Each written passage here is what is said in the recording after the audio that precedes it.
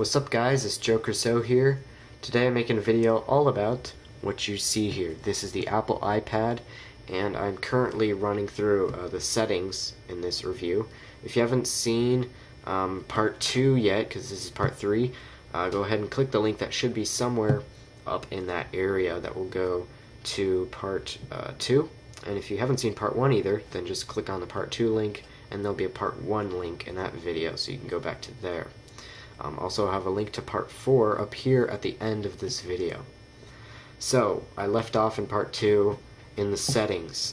And I had to end it really quickly because I ran out of time. So I was in the middle of the general settings. Now I'm gonna talk about this stuff and this other stuff over here.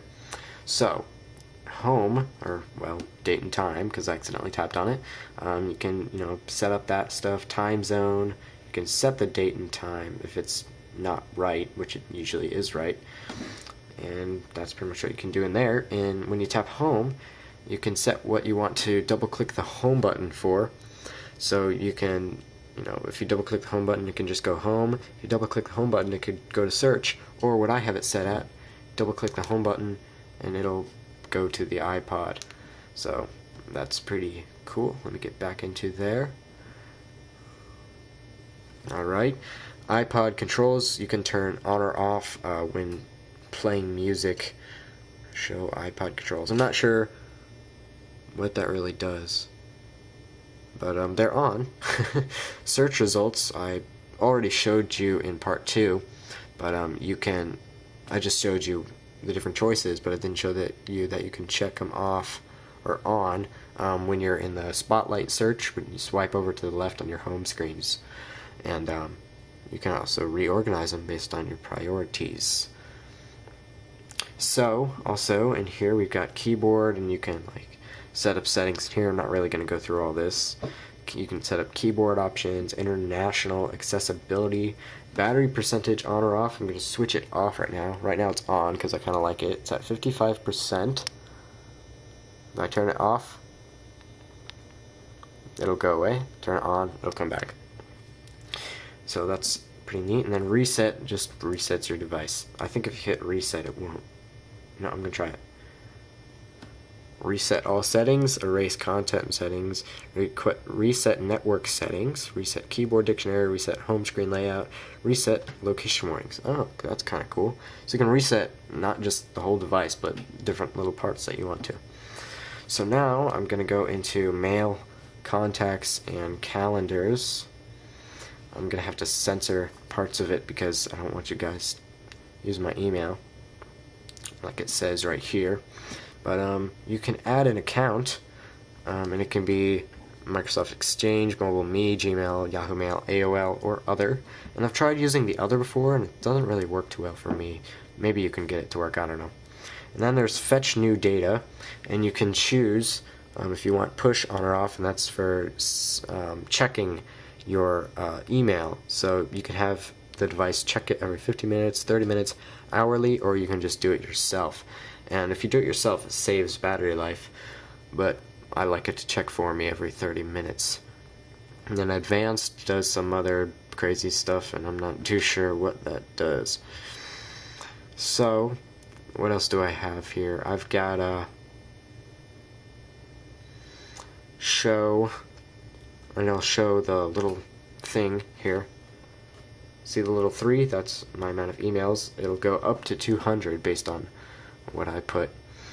So you can actually have it go to 200 if you want. If you don't want too many, if you get a lot of emails and you don't want the word, or the letter, or not the letter, wow, why do I keep saying that? The number 200 showing up next to your email, then you could set it lower.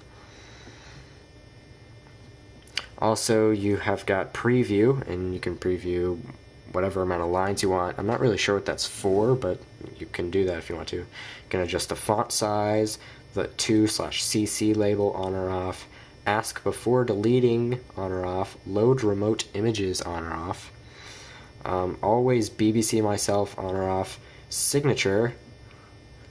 You can go ahead and type in your signature. Mine is JC for Joe Cruso. And default account, you can set your default account. So let's say you have different email accounts, And it says here, messages created outside of mail will be sent from the default account. So if you're like in another app and you say email, then it'll automatically email it with your default account. And then for contacts and stuff like that, down here it says sort order and display order, so you can set what you want, and it's like last first and first before last and whatever order you want it there. And then in calendars you can set new invitation alerts on or off and set the time zone. So now I'm going to go into Safari. Safari, you can choose the search engine as Google, Yahoo, or Bing, and that's a little thing in the corner. I'll show you that in part 5. In autofill, you can turn that on or off and set up some stuff there. Always show bookmarks bar, on or off. Fraud warning, on or off. JavaScript block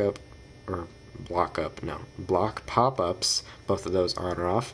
Accept cookies, you can choose never from visited or always. And databases, I'm not sure what that does, so I'm not going to mess with that.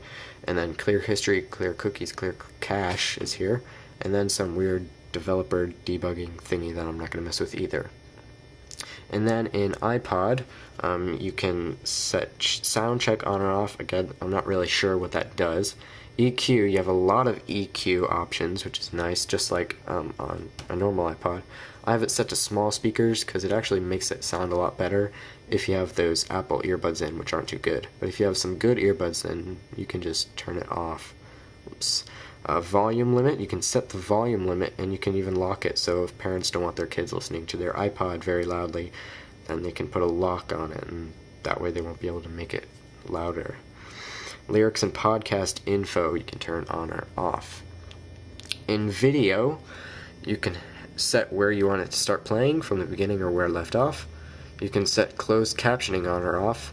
And then for the TV outs, when you connect it to your TV, you can set widescreen on or off. And then the TV signal, which I'm not sure what that does either, because I'm not familiar with those terms. For the slideshow in photos, you can set which how many seconds you want the slideshow to play for. You can set it to repeat or shuffle as well. And then finally, I'm going to talk about the store, and it actually says my account right here, which is also my email, so that is going to have a little sensor thing over it too. You can tap view account to view info there, and I think you can edit it too. And then there's a sign out button, so that's pretty nice. I'm going to get out of there. So, right here, you can see different apps have different settings, and if you tap on it, then you'll get the settings for that app. And so that's pretty neat. And here, if you download apps, this won't be on here when you first get it and have no apps, because that's what this is for. It's for different apps. But this is just for setting up settings for your apps that support that. So yeah, that's really it for this video, guys. Alright, I am done talking about the settings. Very good. And I think I just kicked the camera there and it shook, but oh well, whatever. Anyway, that was part 3 of my iPad review. The second half of the settings, which take a really long time to go over. And in part 4, link should show up there now, I'm going to be talking about the basic applications. So stuff like calendar, photos, contacts, notes, videos, and what else is there? The iPod.